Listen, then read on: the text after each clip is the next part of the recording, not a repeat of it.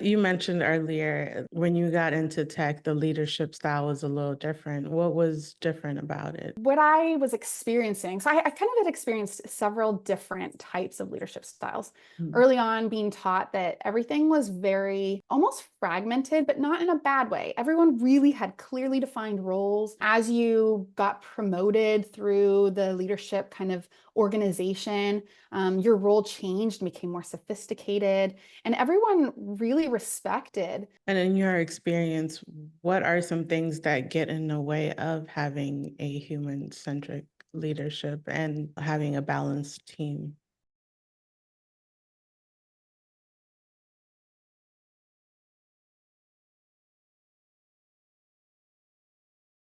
Welcome to American Gypsy Podcast. I'm your host, Gypsy, and today I have a special guest, Rachel Anderson. She's a fractional CMO, speaker, and leadership coach, helping companies with marketing strategies and building human-centric teams.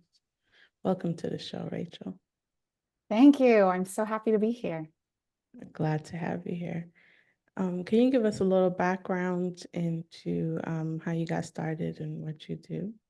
Yeah, absolutely. So my background, I like to start it way back to when I was a wee babe. So growing up, I was really lucky to be in this organization that really focused on giving women tools to be great leaders.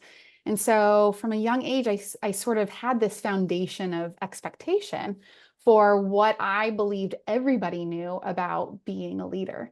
And I took that into my college years and even in my early professional years.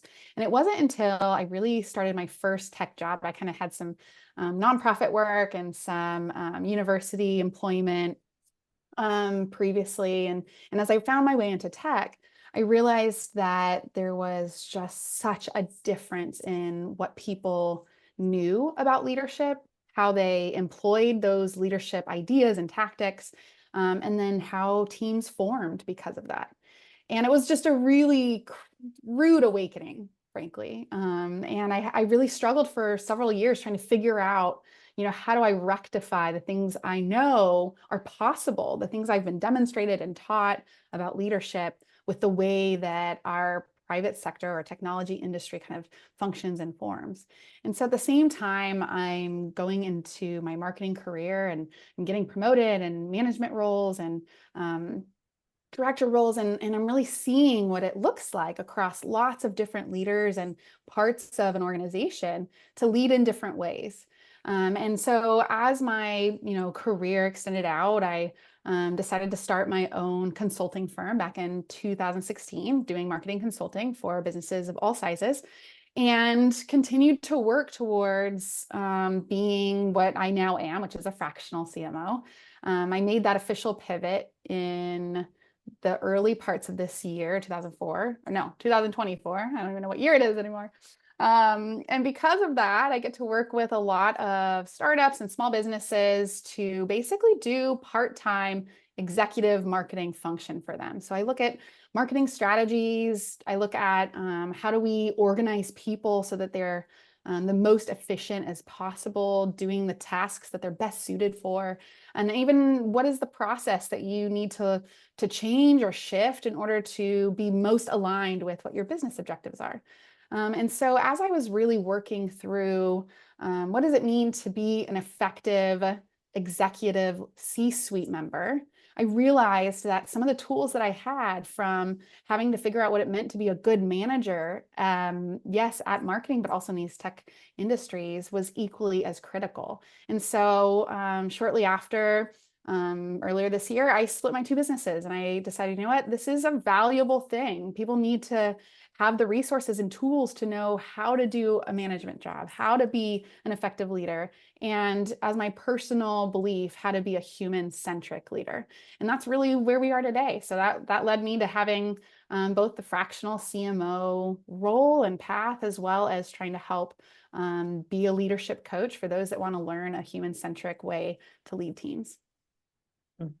You mentioned earlier when you got into tech, the leadership style was a little different. What was different about it? Yeah, so what I was experiencing, so I kind of had experienced several different types of leadership styles. Mm. Early on, being taught that everything was very almost fragmented, but not in a bad way. Everyone really had clearly defined roles. As you got promoted through the leadership kind of organization, your role changed and became more sophisticated, and everyone really respected the things that you had to do because everyone had experienced the same stages. And so I just kind of thought that that's how all of the world worked. But then when I went into my first job, helping PR functions for a small business owner in the event space, I had full autonomy. So there was no conflict with the kind of ways I wanted to lead, how to help other people. I immediately implemented some of the same tools and tricks that I'd already been trained on, and it was great. There was no problems. And so then I went into nonprofit work, and it was kind of the same thing. Like everyone just kind of expected that since you were in charge of that function, and you were the singular owner, that you, of course, brought those particular expertise to the table. It was easy to work with volunteers and other members in the business. And there just wasn't really a pushback or sort of a rub. And then in tech, I think it was my best guess is that it's the first time that there was a more complex organizational structure at play. So instead of it being smaller teams or kind of flatter vertical organizations, so meaning like, me to the boss man, or the boss lady would be just like one or two people. So I would talk to them regularly. But in tech, there were maybe 5 to 10 people in between me and the CEO. And so your ability to really have some sort of expertise or influence on what that leadership style was and how that affected teams or growth or conversations just was completely different, and probably necessary because you can't have, thousands of member organizations without that kind of distance. But it was really, really different. And that's also when I started to see that, people were really promoted because they were incredible at the tasks they were given. And rightly so, they should be promoted. But once you hit that management threshold, that is a completely new set of skills that you have to have. And generally, people may not have them. And so that, I think those two things is the much larger vertical part of an organization. And then also realizing that not everybody had basic management skills were really the conflict there of what I discovered once I went into tech. Mm. So what is human-centric leadership, and how is that different from other styles? Yeah, so human-centric leadership is the prioritization of the individual, their health and well-being, as well as their development as an employee or as a skill or function, on the path to organizational achievement. That's usually how I define it. So breaking it down even more from there, I would say, all managers have a responsibility to the business to deliver on organizational goals. That could be revenue. That could be certain product deliverables or marketing things or sales. And we can choose how we want to deliver on those. Do we want to just focus on do whatever it takes to make the number? Or do we want to focus on the employee has an expertise and a value that we can platform while they get to the goal and the number?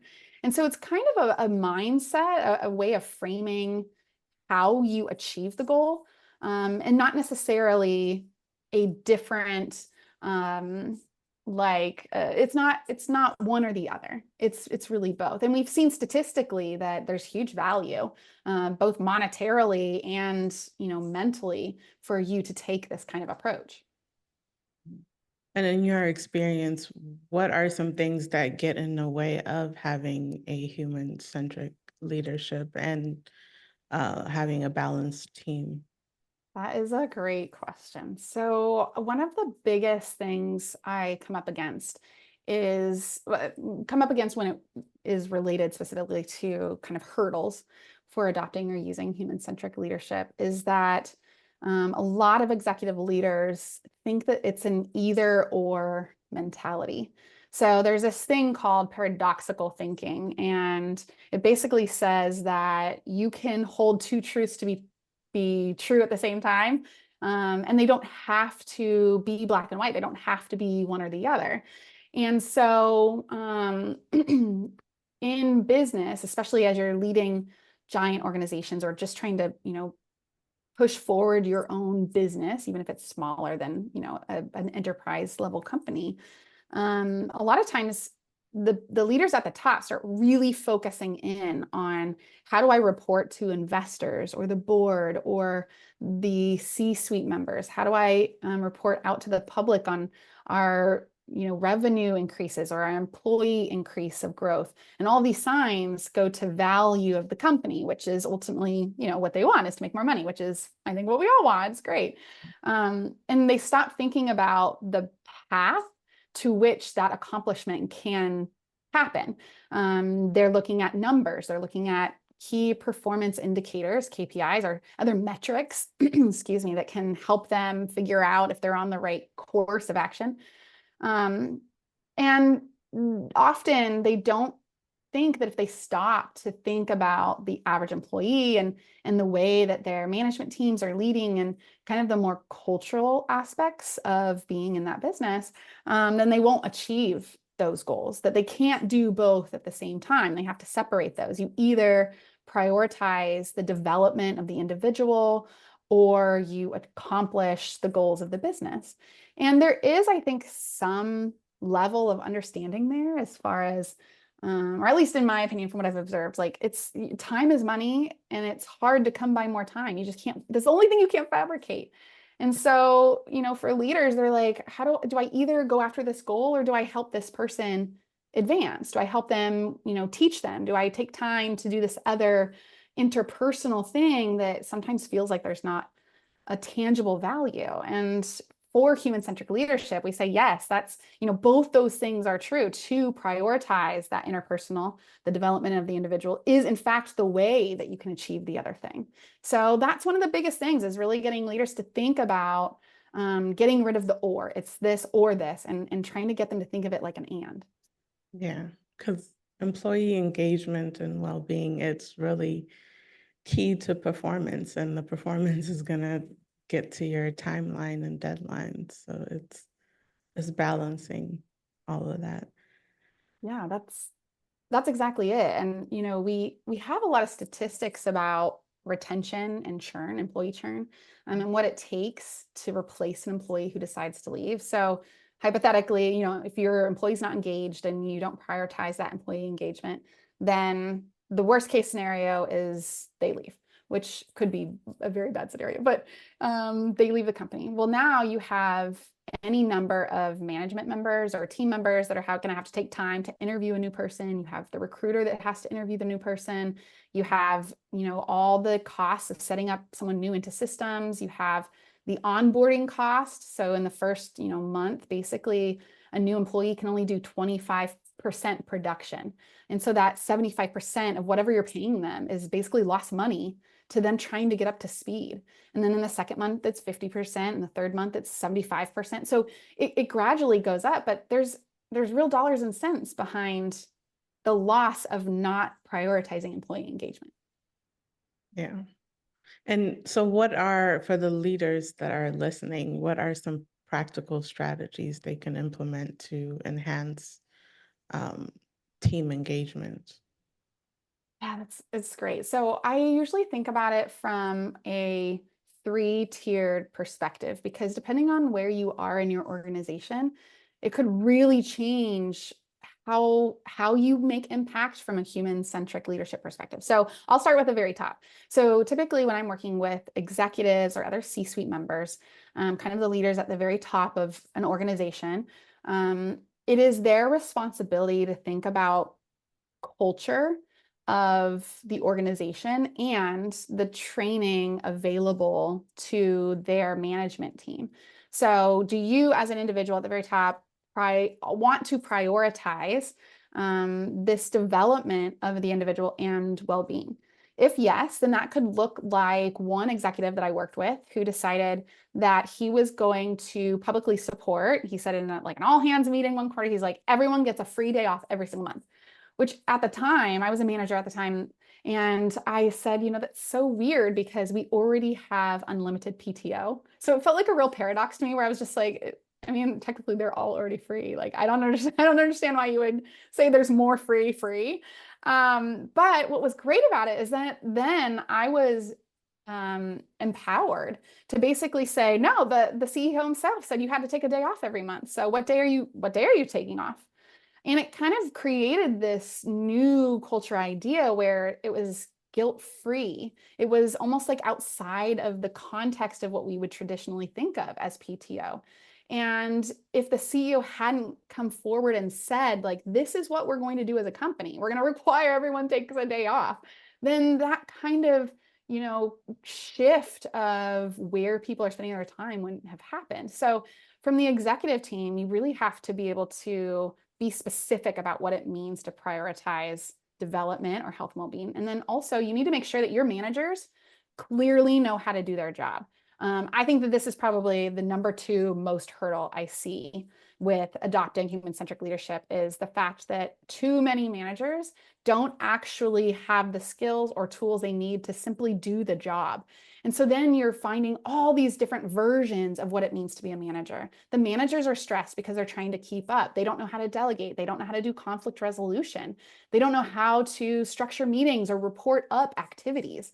And that is a huge opportunity to, one, be human-centric yourself and give them the tools to develop their skills into being managers, but then also allowing your organization to calm in a way and really engage with this new kind of title that you give someone after they get promoted from, a contributor.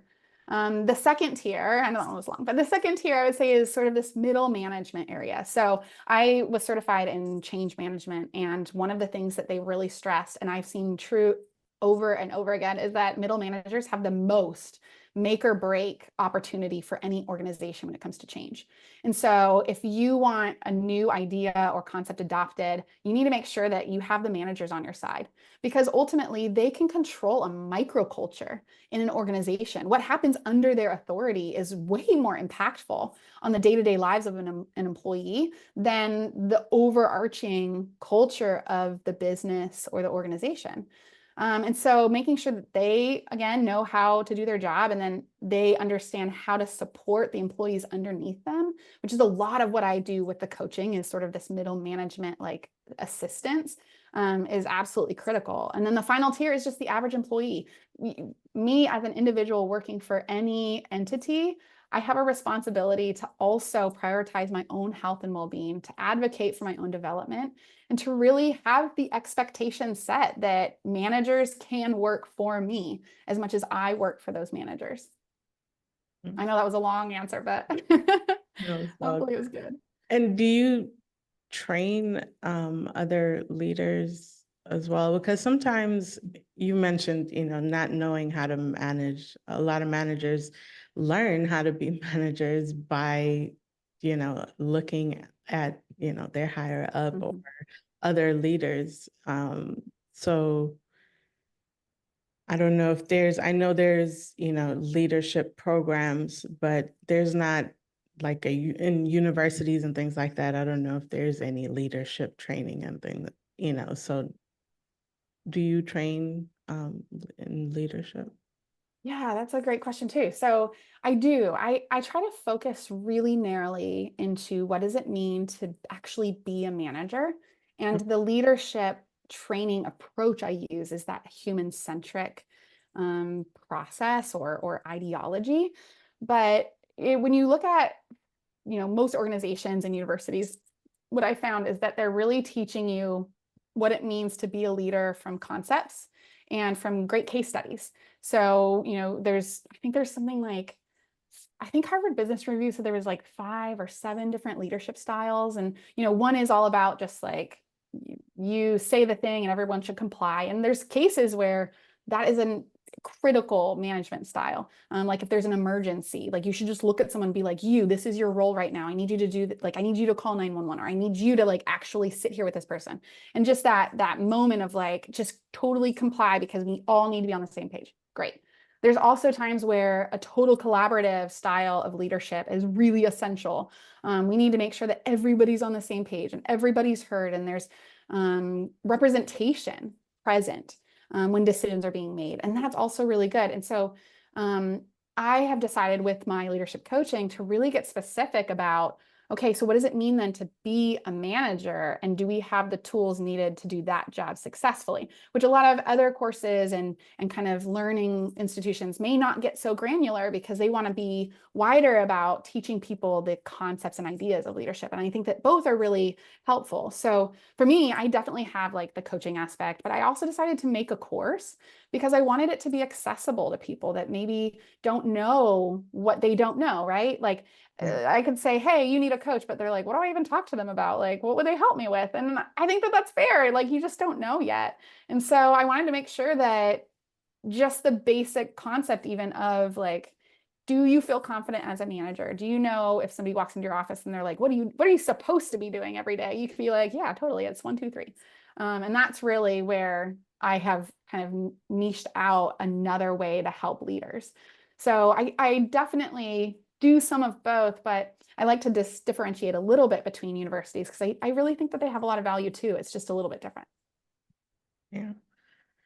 When you're dealing in a hierarchical system, how do you communicate? Because when you're trying to set a human-centric team, Mhm. you kind of have to, it's a culture and you have to communicate that, like you said before, to your managers and to the rest of your team. So how do you begin to kind of communicate that to the rest of your team? Mm. There's a really interesting case study I heard a couple of weeks ago about Chick-fil-A.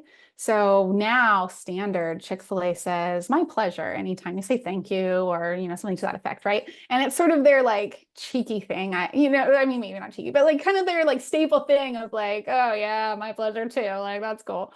Um, and I heard that it took executives, once they had decided that they wanted to do this, it took them 6 years to get their entire company to say this as just a normal, regular thing.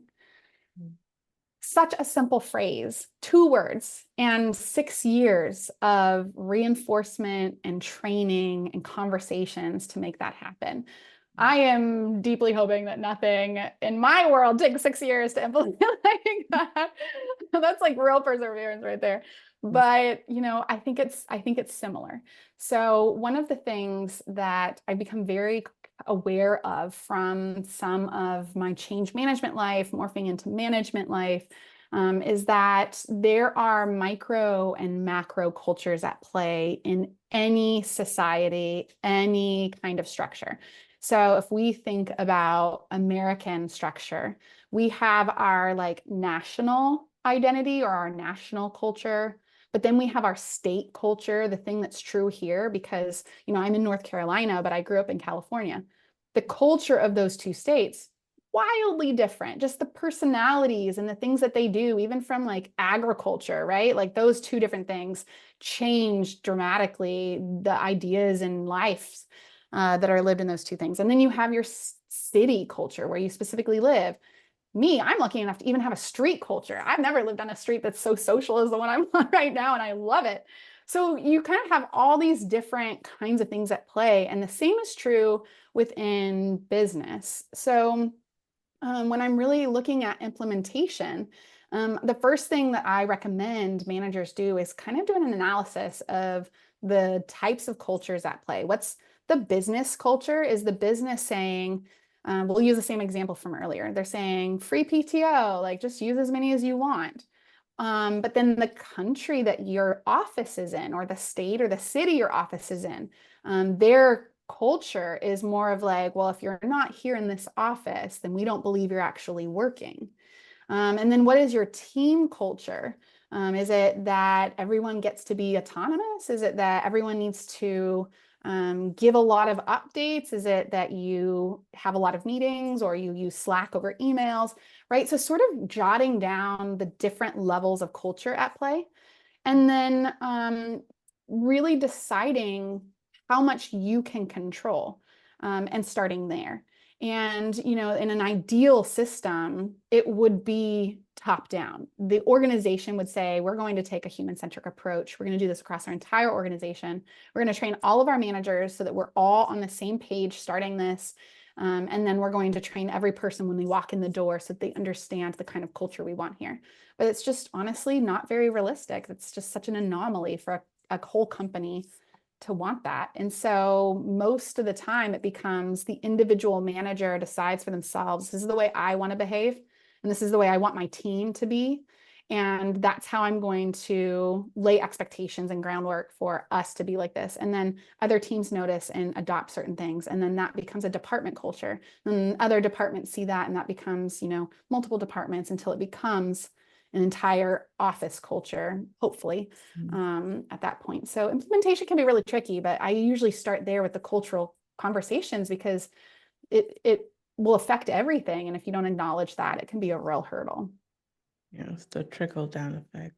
Even with your example of that whole PTO, unlimited PTO, Yeah. it's like even just because we're used to that 2 week, at least in the US, that 2 week usually, even when you tell someone that it's, unlimited time off, you don't necessarily feel like you have unlimited time off. You feel like, I don't know what's acceptable culturally and all of that. So that idea of forcing people to take 1 month off, that does make a difference, even though it's unlimited PTO. Yeah. Yeah, even with the Chick-fil-A thing, I feel like them say I didn't know it took 6 years of, to adopt it, but I feel like it started changing. I don't know how their customer service was when they first started, but their customer service kind of reflects what they're saying, my pleasure. Like they will go the extra miles usually. So I feel like it kind of changed the culture and just saying that phrase alone. Yeah, I mean, that's a great example of how a really small change can have huge cultural impact. Yeah. So, I mean, I think sometimes we under undercut ourselves and think that we don't have as much power up against a business than we really do. And I really want people to feel empowered um, that they can really make a tangible change in their working environment. Well, Rachel, it's been a really enlightening conversation. Is there anything you want to leave the listeners with before I close it out? Yeah, I just want to say that, there's so many great resources out there to kind of learn about the evolution of work and what it means to be a manager. And, if people are interested in this, I have lots of resources on my website, lots of them that are free, that they can peruse and look at. It's the human-centric-leader.com. And I also have that course I mentioned if they're interested in kind of looking for themselves. What does it mean to be human-centric? What does it mean for me to be a manager? And of course, if they want to connect with me on LinkedIn or anywhere else, I would love to have a conversation. Awesome. And for the listeners, as always, I'll have her information in the description as well as ours. Thank you, Rachel, for being on the show. Thank you. It's been a lot of fun. Peace.